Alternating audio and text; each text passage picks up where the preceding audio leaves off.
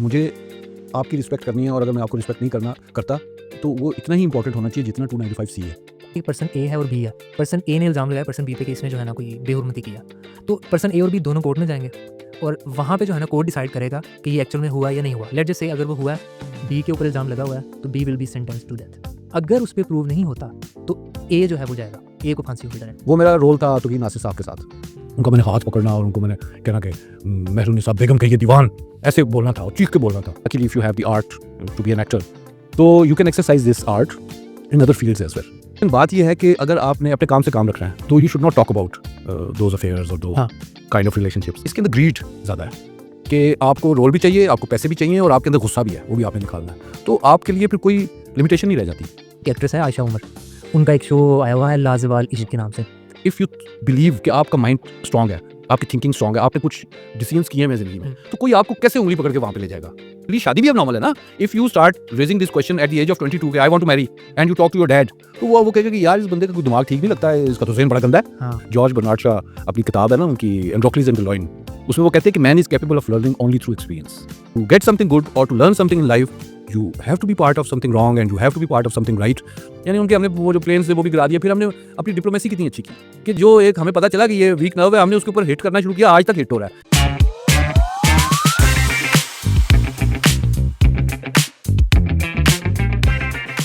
हमारी company sponsor कर रही थी वार्डरोब और मैंने उस मौके से फ़ायदा उठाया। मैंने कहा कि अपनी एंट्री बीच में डाल दो based on my interest in that field to be an actor. तो आई थॉट कि this is going to be golden opportunity कि मैं आ जाऊँगा बीच में। तो वो ऐसे ही हुआ, मैं आ गया। तो वो फिर खलील साहब आ गए और फिर हमने चाय वाय पी, थोड़ी सी गपशप हुई, इंटरेक्शन हुई, कन्वर्सेशन हुई। तो ही सेड कि okay fine, we are willing to take you as. तो वो फिर एक रोल उन्होंने मेरे लिए निकाला। वो बड़ा अजीब पुरस्कार सा रोल था। And in the beginning of your career अगर वो आपको कोई रोल मिल गया तो you would never love to play that role, इसलिए कि वो इतना सीरियस था, उसमें मुस्कुराना ही नहीं था। और उसमें क्योंकि उनके डायलॉग्स भी ऐसे होते हैं कि उसमें आपने कम लफ्ज़ों में बहुत कुछ एक्सप्रेस करना है through your body language and facial expressions. तो वो एक इमोशनल एडवाइज़र था, मतलब एक लैंडलॉर्डेस है तो उसका वो मैनेजर है।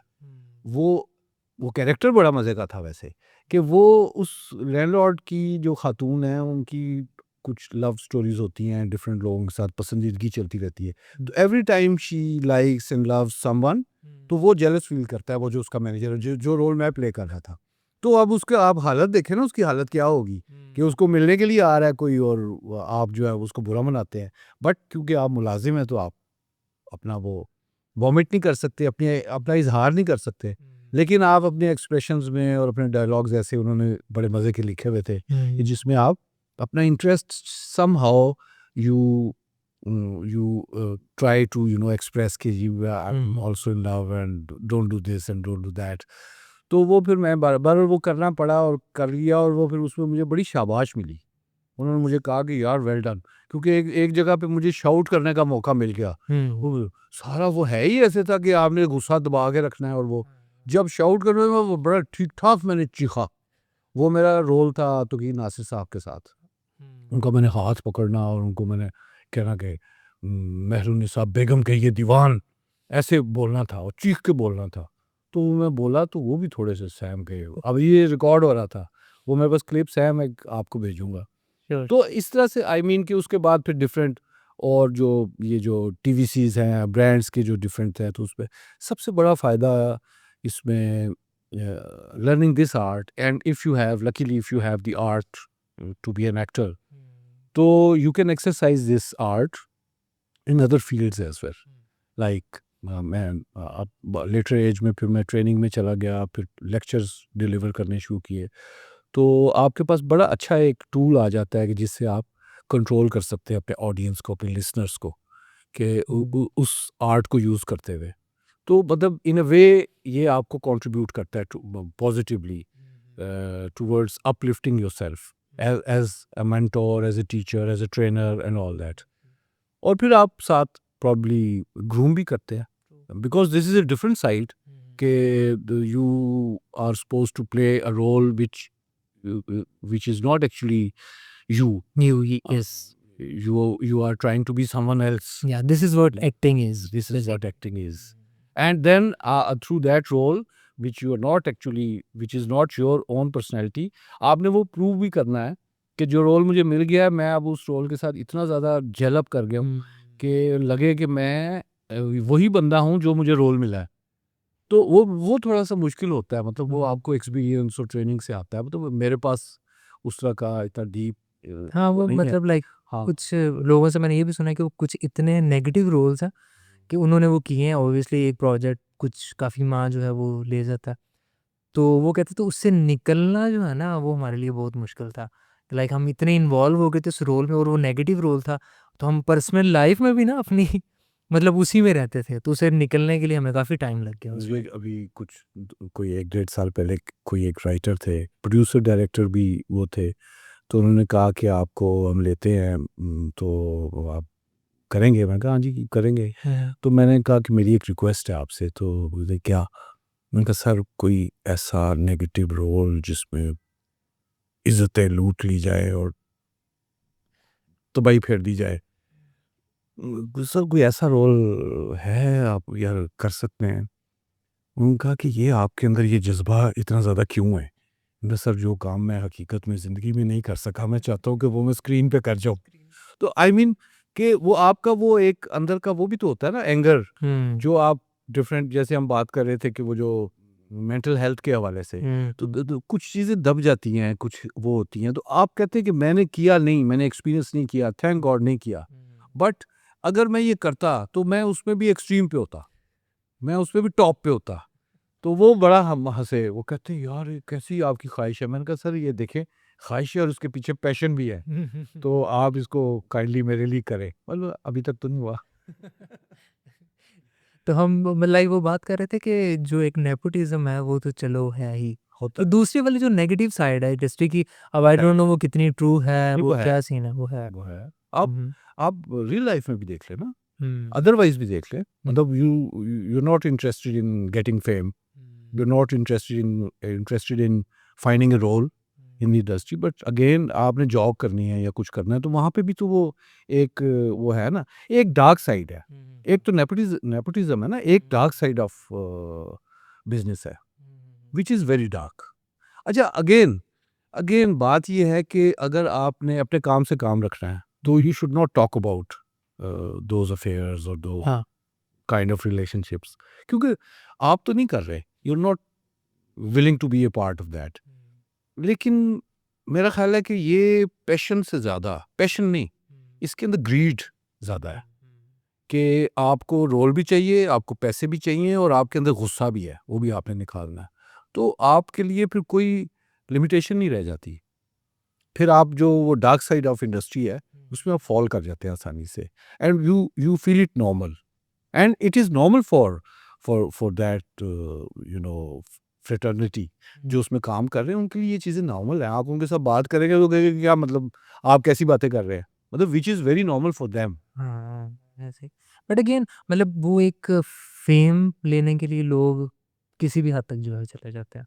वो बेशक एथिकली, मोरली या इवन के रिलीजियसली फॉर एग्जांपल वो चीज़ नहीं भी सही, लेकिन फिर भी लोग जो है वो उस साइड पे जा रहे हैं फेम के लिए. नहीं रिलीजियसली क्या मतलब? मतलब लाइक मेरे माइंड में एक एग्जांपल आ रही थी अभी पिछले दिनों ना.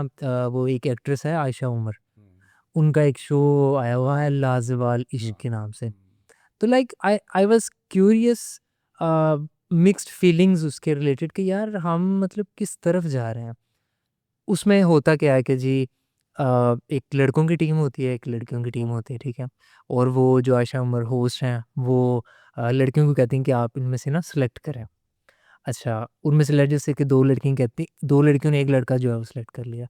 तो फिर उन दोनों के दरमियान में आपस में एक सॉर्ट ऑफ कॉम्पिटिशन होता है जिसकी बेस के ऊपर डिसाइड होता है कि अच्छा ये है. जब वो पेयर फाइनलाइज़ हो जाता है, फिर उनको वो कहती है कि आप जो है ना वो सॉर्ट ऑफ लिव इन ही एक हो गया ना. लिव इन में आप डिसाइड करें कि आपने शादी करनी है कि नहीं करनी, कुछ टाइम गुज़ारें आपस में. तो ये अगेन मतलब वो कोर्टशिप का कॉन्सेप्ट है ना, हाँ. वेस्ट में जैसे कोर्टशिप है कि हुँ. Before you decide for to ultimately वो marry the woman, live in वो हाँ वो 1 साल आप साथ रहते हैं टू अंडरस्टैंड ईच अदर कि whether you can be a good couple और not in the long longer run. तो वो वहाँ पे अगर किसी ने मैरिज अव्वल तो वो मैरिज को अवॉइड करते हैं, हाँ। But if you are determined to marry that woman और that lady is determined to marry you, तो they decide to have a courtship for a year or two, and then they conclude at the end of that courtship that yes, we can be a good couple and we should officially declare our marriage or whatever. तो ये अच्छा, अगर अगर इन सारी चीज़ों को आप उसमें ना डालें, रिलीजन में ना डालें, क्योंकि रिलीजियस जो सेक्टर है उसकी अपनी डार्कनेस है। But again if you believe कि आपका माइंड स्ट्रांग है, आपकी थिंकिंग स्ट्रांग है, आपने कुछ डिसीजंस किए हैं ज़िंदगी में, तो कोई आपको कैसे उंगली पकड़ के वहाँ पे ले जाएगा? क्यों ले जाएगा? अगर तो जब सारा कुछ खुला पड़ा है कुदरत के निज़ाम में, हर काम हो रहा है, तो पूरी दुनिया में हो रहा है, तो आप क्यों नहीं किसी एक क्लब को जॉइन कर लेते? क्या आप उस एनवायरनमेंट की वजह से उसको जॉइन करते हैं? क्या आपको वो ट्रेनिंग दी जाती है? अगर आपको रिलीजियस ट्रेनिंग दी गई थी तो हाँ, दिस नहीं is solely your own decision. अब मैं आपको कोई एक ऐसी बात करके ले जाता हूँ कि यार उधर बड़ी एक गेम चल रही है, हाँ, तो आ जाइए यार ख़ावर, आप वुड यू लव टू? तो Khawar should think inside himself के वेदर आई शुड गो और नॉट। अच्छा, अगर आप चले भी जाते हैं तो मे बी ख़ावर का ऑब्जेक्टिव ये हो कि ख़ावर एक्सपीरियंस करना चाहते हैं कि है दुनिया कौन सी है, तो और ख़ावर इज़ स्ट्रांग इनफ कि वो वहाँ से नीट एंड क्लीन वापस भी आ जाता है। तो ख़ावर के तो नॉलेज में इज़ाफ़ा जिसके बहुत कम चांसेस है बस। नहीं, वो पता है क्या, हम सब इंसान naturally by instinct we are we attract to the things which are forbidden. हर बंदे की ये है, नेचर है। आप उसको रोकेंगे तो क्यूरोसिटी जनरेट होएगी। जहाँ इंसान की जो को जिंदा रखने की जो एनर्जी है ना, वो क्यूरोसिटी के अंदर है। अगर आप उसकी क्यूरोसिटी को ख़त्म करते चले जाएंगे तो वो रियलिस्टिक होता चला जाएगा। तो हमारे यहाँ पे, हमारे इस मुआशरे में, हमारे सोशल जो फैब्रिक है उसमें हमने क्यूरोसिटीज़ को ज़रूरत से ज़्यादा, शादी भी अब नॉर्मल है ना। If you start raising this question at the age of 22 के I want to marry and you talk to your dad, तो वो कहे आई मीन, अब जब आप एडल्ट हो गए हैं तो you would definitely go for that option, क्योंकि that is a basic need. Maslow की वो हायरार्की ऑफ नीड है ना, उसमें जैसे फूड है, सेक्स है, शेल्टर है, यानी ये बेसिक नीड्स में से है। यानी कुदरत ने इसको, इंसान को, इस एनिमल सेल्फ के अंदर ये चीज़ें क्रिएट की हुई है। तो इसमें अब नॉर्मल चीज़ें तो फिर वही है ना कि जहाँ पे मज़हब यहाँ पे आता है, दीन के लाइंस ड्रॉ की हुई है कि yes this is your need, लेकिन eat like this. If you want to spend time with a woman, this is the protocol. Announce it and then move forward. इसी तरह से if you want to have shelter, okay fine. This is the kind of shelter you actually need to have. तो उसके लिए आप करें। तो दीन की जो limitations है वो यहाँ पे आपको आके गाइड करती हैं। Otherwise तो the world is open. फिर आई गेस अगेन वही रीज़न है कि ना हम रिलीजन की साइड पे हैं, ना हम रिलीजियस हैं, ना हम दूसरी साइड पे हैं, हम दरमियान में कहीं फंसे हुए हैं। हम डिसाइड ही नहीं कर पा रहे कि हमें इधर जाना है या इधर जाना है हमें। मैं जब कुछ साल पहले ना, मैंने इसको मैंने एक्सप्लेन किया। मैंने कहा कि हम एक झूला नहीं होता वो, जिसपे वो ख़वातीन जो है वो ऐसे करके दूर तक जाती हैं, वो रस्सों के साथ होता है जो झूला। जिप लाइन नहीं, पता नहीं क्या कहते हैं। स्विंग पार्क्स में जो होती है। हाँ, वो लंबा से हाँ, ऊपर जाते हैं। जॉर्ज बर्नार्ड शॉ अपनी किताब है ना उनकी, एंड्रोक्लिस एंड द लॉयन, उसमें वो कहते हैं कि मैन, आप उसको प्रीच कर लें, आप उसको बिठा के सबक उसको घोट-घोट के पिला दें, बट ये ऐसा एक स्पीशी है जो एक्सपीरियंस के बगैर सीख ही नहीं सकता। वो क्या मतलब कि जब तक इसको खुद वो पेन या प्लेजर नहीं मिलता, ये गेट समथिंग गुड और to learn something in life, you have to be part of something wrong, so that from both sides you should gain something, some experience, and then उसको फिर आप evaluate करते हैं और evaluate करके अपनी एक लाइन ड्रॉ करते हैं और फिर आगे बढ़ते हैं। बट अगेन उस एवेल्युएशन के लिए आपका माइंड भी तो उस तरह का होना चाहिए ना। लेट जैसे कि आपकी अपब्रिंगिंग कि आपको सही गलत में डिफरेंस वो देखना, और इन दी एंड फॉर एग्जांपल आपने एक्सपीरियंस कर ली वो चीज़, उसको पॉजिटिव वे में यूटिलाइज करना अपने एक्सपीरियंस को, वो भी तो आना चाहिए आपको। यार अब हमें ये बताया गया है कि आप जब बाहर चल रहे हैं तो आपने अपनी नज़रें झुका के चलना है। तो हम अक्सर लोगों को देख के बुरा महसूस करते हैं जो नज़रें, अगर कोई खातून साथ से गुजर जाती है तो घूरते हैं। तो मज़हब ने तो ये बताया हुआ है कि आपने नहीं घूरना, लेकिन आप घूरते चले जा रहे हैं और आप ये समझते हैं कि क्योंकि मैं सिर्फ घूर रहा हूँ और ये कोई सिन नहीं है, कोई क्राइम नहीं है, तो आप सेटिस्फाई होके मस्जिद में भी दाखिल हो जाते हैं। तो ये हिपोक्रेसी है। बड़ी बात है। आप और मैं जब इस पे पाबंदी लगाएंगे कि मैंने नहीं देखना, इत्तेफाक से देखना एक दफ़ा, लेकिन मैंने अवॉइड करना है यार, let be have this exercise in my life कि मैंने नहीं करना। तो उसमें शुरू में आप एक तकलीफ से गुजरेंगे, मुश्किल पेश आएगी, बट एक दिन 20 दिन 50 दिन 100 दिन के बाद आप आदी हो जाएंगे। आप कहेंगे कि यार नहीं, this is what I don't like to exercise because I don't want anybody to stare at my family just to have that kind of gratification.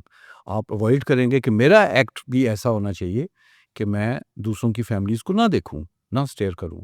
True true true. अच्छा, अगर हम आजकल अपनी सोसाइटी की बात करें तो उसमें जो ब्लेम फैक्टर है ना, वो बहुत ज़्यादा हो गया है बिलीव। डिफरेंट एक्टर्स को देख लें, इवन के यूट्यूबर्स को देख लें, इल्ज़ाम लगाना जो है ना, वो कितना आसान हो गया आजकल। कि मैंने एक बात की आपके रिलेटेड, वो सही है गलत है, उसको किसी ने नहीं देखना।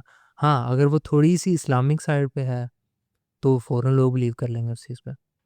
हालांकि इस्लाम में है ना कि अगर किसी ने आपको कोई बात की है, आप वेरीफाई करो, देन थर्ड पर्सन को जो है बताओ। लेकिन हम क्या करते हैं, बात सुनी, आगे पहुंचा दी। नहीं तो आप ये इसकी इसकी जो हिडन साइड भी देखें ना, all this is being done to earn money. हाँ। आप ब्लेम करते हैं, हम्म आप एंटेगनाइज करते हैं, आप उसको एक्सपोज करते हैं, तो लोग ज़्यादा इंटरेस्ट लेते हैं कि यार वो एक फ़लाँ पर्सनैलिटी है, फ़लाँ एक्टर है या कोई वो है, उसके बारे में उसकी जो डार्क साइड है उसको एक्सप्लोर कर रहे हैं तो मैं इसको वॉच करूँ। उसको पैसे मिल रहे हैं, सोशल मीडिया प्लेटफॉर्म्स उसको पैसे दे रहा है। वो एक्चुअली वो चाहता है या नहीं चाहता, लेकिन उसका एक मोटिव बड़ा क्लियर है कि मुझे पैसे अर्न करने हैं, और जब तक मैं कॉन्ट्राडिक्टरी कोई व्लॉग नहीं बनाऊंगा, कोई पॉडकास्ट नहीं करूंगा, कोई वीडियो नहीं बनाऊंगा, मुझे तो पैसे ही नहीं मिलने हैं। हाँ। तो आपका अटेंशन किधर है? हम्म Attention is not on to blame someone, hmm but how can I increase or multiply my income? How can I get incremental income? उसको आप सीरीज में कन्वर्ट कर दें। तो ट्रूथ भी पैसे कमाने के लिए बड़ी अच्छी चीज़ है, क्योंकि इस झूठ की दुनिया में आप एक सच बोलेंगे तो वो सबको काटेगा और वो ज़्यादा बिकेगा और आपका वो जो प्रोग्राम है वो ज़्यादा हिट होगा। लेकिन आपको फिर क्रिटिसाइज करने वाले भी आएंगे, वो फिर आपकी इनकम में से शेयर ले रहे होंगे कि यार इनका तो बड़ा काम चल गया है, तो why shouldn't I hit them back. तो आप देखिए पूरी की पूरी वो है कैंपेन चल रही है, एक को आप पकड़ लेते हैं और 6-7 बंदे उसी एक को ही, डकी भाई को ही क्रिटिसाइज कर रहे हो, तो कई लोग उसमें मालदार हो गए। हाँ, मतलब वो वीडियोस बन रही हैं, व्यूज़ चल रहे हैं और ये वाला सीन चल रहा है। सही सही। हमारा एक लॉ है 295C, आपका क्या ओपिनियन है इस बारे में? लाइक वो बना किस लिए था एक्चुअल में, और आजकल उसको यूटिलाइज किस रिस्पेक्ट से हो रहा है वो?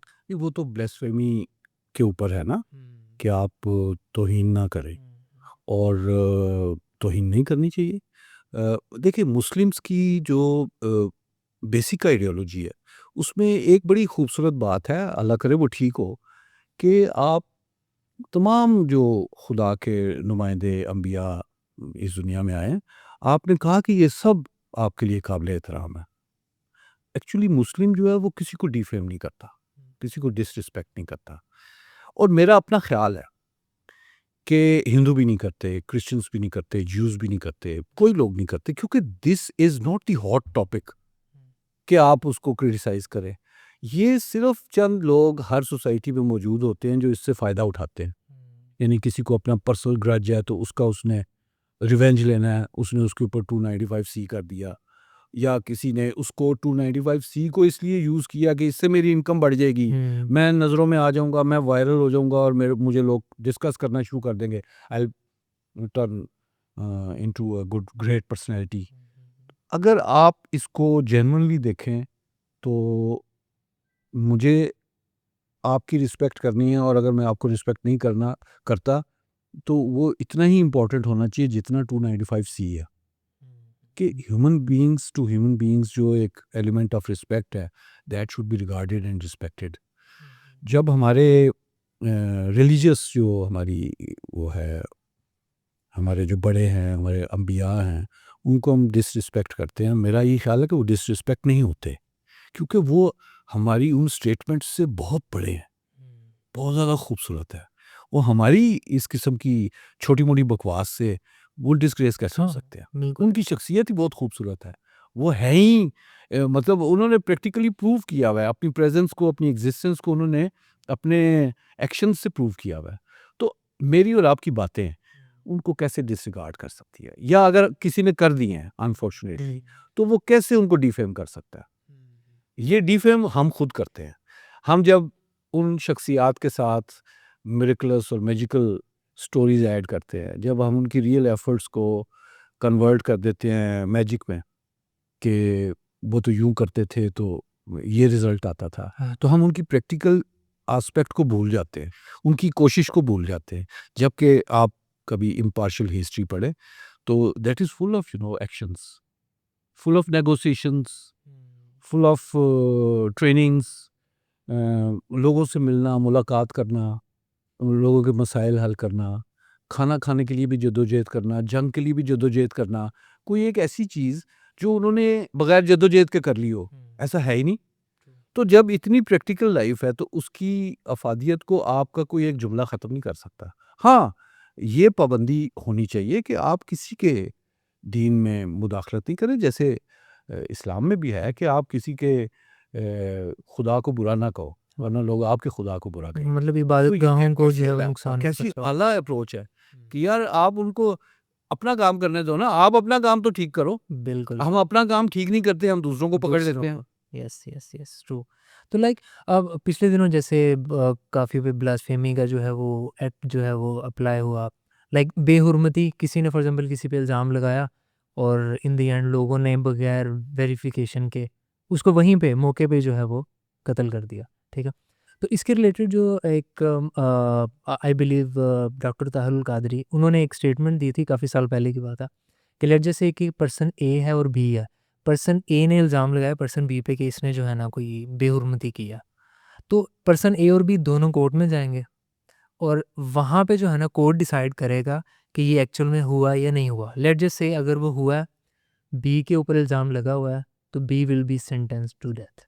अगर उस पे प्रूव नहीं होता, तो ए जो है वो जाएगा, ए को फांसी होगी डायरेक्ट। लेकिन यहाँ पे क्या है, ए ने इल्ज़ाम लगाया बी पे, विदाउट एनी वेरिफिकेशन बाद में वो प्रूव होता है नहीं होता वो बात की कहानी है। ए तो साइड पे हो जाएगा, उसका कुछ है ही नहीं। तो यहाँ पे उठ के आप किसी पे भी इल्ज़ाम लगा सकते हो वैसे तो। डॉक्टर साहब की बाकी चीज़ों से इख्तिलाफ अपनी हाँ, जगह, बिल्कुल लेकिन ये इख्तिलाफ जो पॉइंट है ये एग्ज़ैक्टली। बड़ा इस सोसाइटी, इस क्रिमिनल सोसाइटी के अंदर ये बड़ा अच्छा फार्मूला है कि अगर कोई झूठ बोल रहा है तो फिर उसको पकड़ ले। अगर उसने इतना खौफनाक इल्ज़ाम लगाया है और वो गलत साबित हो गया तो फिर उस बंदे को भी वही सज़ा मिलनी चाहिए जो अदरवाइज़ उसको मिलनी थी, जिसके ऊपर इल्ज़ाम लगाया गया है।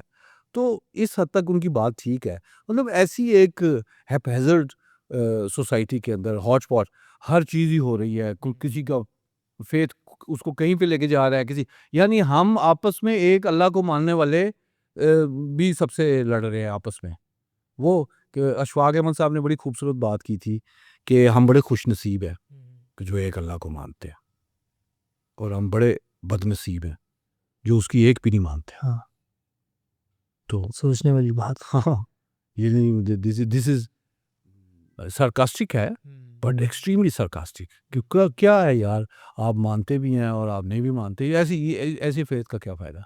मेरा ख्याल है ये हम लोग सारे जो आम लोग हैं यहाँ के, हमारी सोसाइटी के, ये अपनी उन कहानियों, ओवर ग्लोरीफाइड स्टोरीज के ज़रिए खुद ब्लेस्फेमी कर रहे होते हैं मेजॉरिटी, हाँ। जो कि इनके ऊपर भी पकड़ होनी चाहिए कि यार एक हद तक आप बात करें, आप हर वक्त उनको डिस्कस करते हैं और उनके साथ एक ऐसी अनरियलिस्टिक स्टोरीज अटैच कर देते हैं, तो आपको ख्याल नहीं आता ज़रा भी कि आप इतनी आला शख्सियत के साथ कैसी मन गढ़ंत कहानियाँ अटैच कर रहे हैं।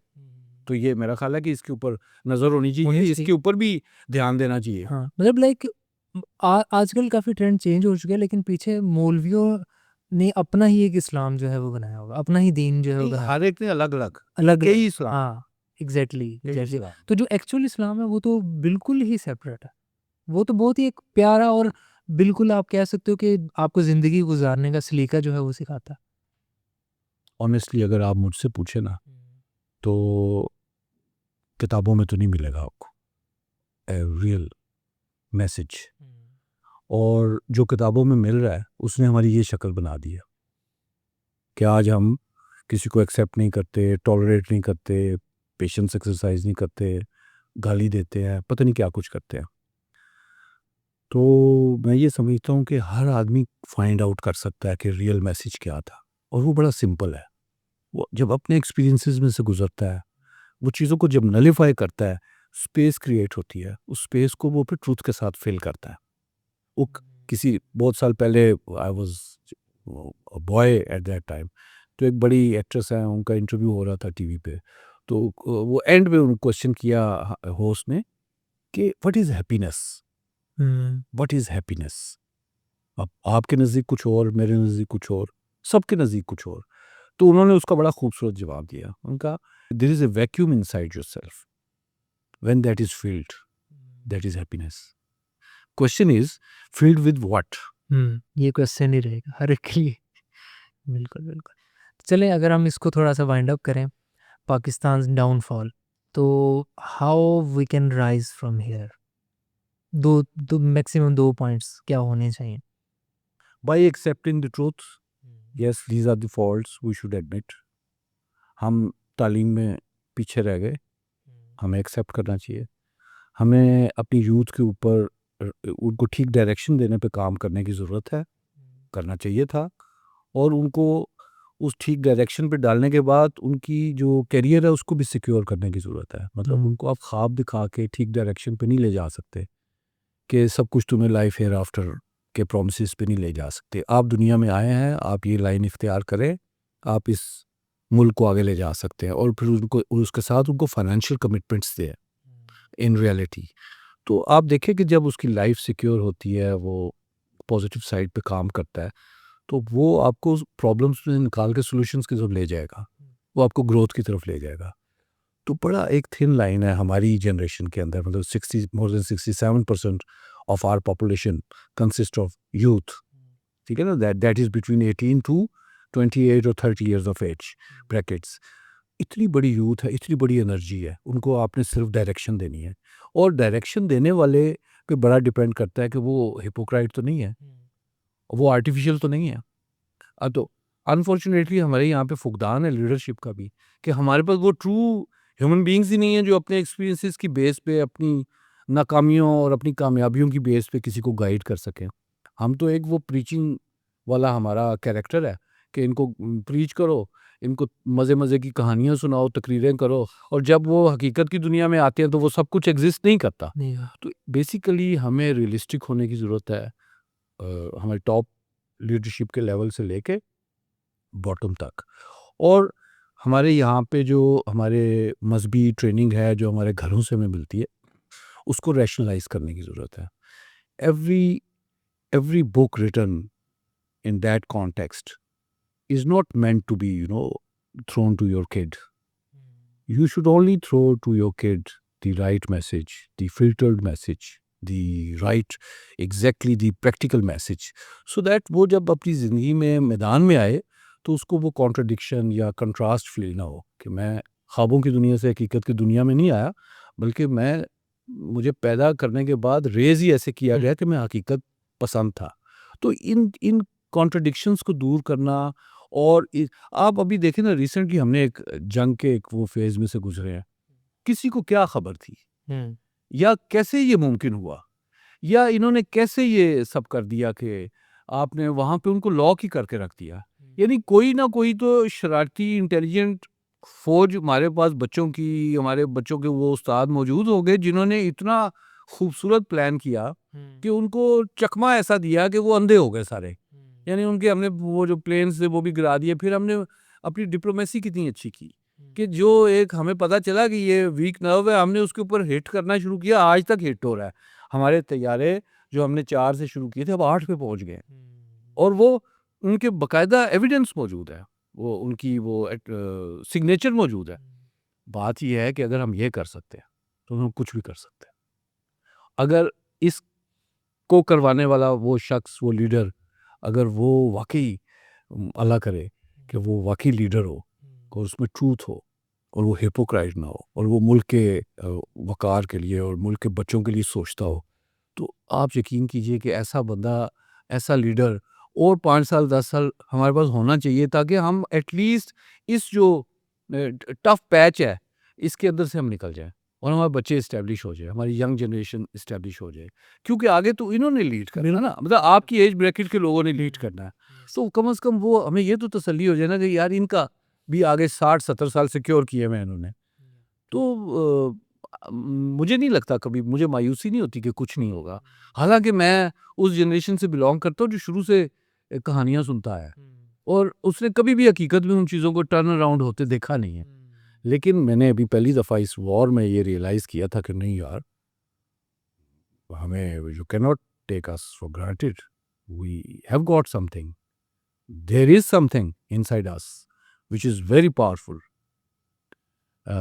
Fortunately, I am a friend of a leading military man of this country, and I know his skills.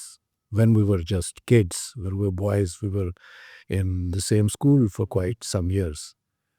I know his skills. तो मुझे तो इतना खूबसूरत लगता है कि अगर हम ये कर सकते हैं, कुछ भी कर सकते हैं। और बच्चे जो इधर के हैं ना, वो सिर्फ नींदों से जाग जाएं, वो होश में आ जाएं और वो इस वक्त को रुपए के साथ कर तोलना शुरू कर दे कि 1 मिनट का मतलब है 1 लाख रुपए या 50,000 रुपए। चले और कोई चीज़ें समझ नहीं आती, ये तो आती है। हाँ, ये तो पैसा तो समझ आता है, लेकिन वो जितनी देर सो रहे हैं, जितनी देर वो सोशल मीडिया के ऊपर फजूल टाइम ज़ाया कर रहे हैं, उनको ये सोचना चाहिए कि इतनी देर में हमने इतने पैसों का लॉस कर लिया है। जब आप उनको ये रियलाइज़ करवाएंगे ना इतने पैसों का लॉस कर लिया, तो वो फिर लॉस से बचने के लिए तैयार हो जाएंगे इंशाल्लाह। ट्रू। तो ये पॉसिबल है। हमें बिल्कुल उम्मीद रखनी चाहिए कि will be rising, will be on a very good track, and to much extent we will have our share inshallah इंशाल्लाह। in this चलें, humble society. In the and एक क्वेश्चन हमारे फिश जार के लिए। बेसिकली ये थोड़ा सा एक टास्क हमने स्टार्ट किया है। अच्छा, जो हमारे गेस्ट होते हैं वो एक यहाँ से स्टिकी नोट जो है वो लेते हैं और उसको आंसर करते हैं और एक न्यू क्वेश्चन लिख के इस फिश जार में जो है वो ड्रॉप कर देता है। what are you currently struggling with in your day to day life? Struggling. Acha, I am supposed to reply this. Yes. Yes, I am struggling. I'm struggling in many ways. As far as the health issues are concerned, I'm struggling. As far as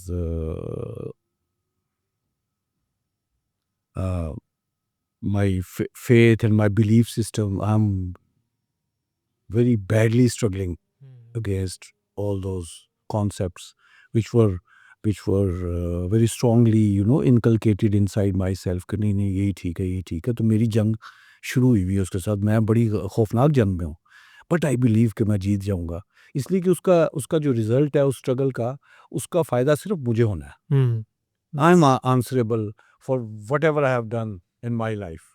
तो मुझे सिर्फ इस चीज़ की तलाश है कि जो मैं ढूंढ रहा हूँ वो मुझे मिल जाए, because I am suppose to be answerable, and I'll be present against that supreme authority one day. तो मुझे अगर पता होगा तो at least I can save my self, क्योंकि हमने तो ये सुना है कि वहाँ पे कोई किसी का साथ ही नहीं देगा।